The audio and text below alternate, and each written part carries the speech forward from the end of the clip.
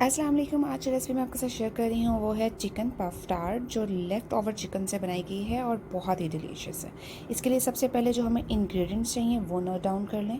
اس کے لیے ہمیں چاہیے پف شیٹ، چکن، انین، ریڈ پیپر، گارلک ساس اینڈ آئل، اور اس کو بیک کرنا ہے.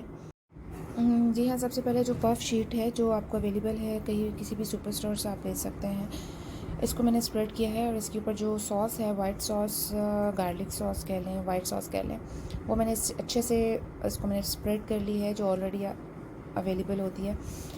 تو اس کے ساتھ جو ریسٹ آف جو لیفٹ اوور جو چکن تھا وہ میں نے اس کے چنکس کر کے اس کو میں نے اسپریڈ کر لیا ہے. اور اس کے ساتھ ہی میں نے اس کے اوپر یہ جو انین ہے اور ریڈ پیپر ہے اس کے راؤنڈ سلائسز کر کے اس کو بھی میں نے اسپریڈ کر دیا ہے. اور اس کے جو کارنرز ہیں اس پہ آپ نے انڈے کو اچھے سے بیٹ کر کے برش کی مدد سے آپ نے لگانا ہے، کیونکہ اس سے وہ بہت براؤن ہو جائے گا اور کرسپی ہوگا اور بہت ہی ڈیلیشیس ہو جائے گا.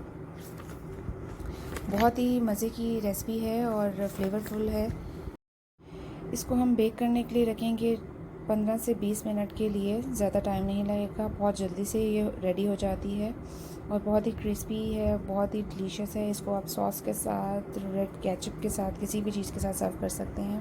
اور یہ کسی بھی ٹائم جو سا ہے یہ آپ اپنے بچے کو ایک نیو ڈش جو سی ہے اس کو بنا کے دے سکتے ہیں ان کو. اور اگر آپ کو میری یہ ریسپی اچھی لگی ہے تو please like and share and subscribe and press the bell icon that you never miss my video. اور اس کے ساتھ ہی مجھے دیجیے اجازت. اللہ حافظ.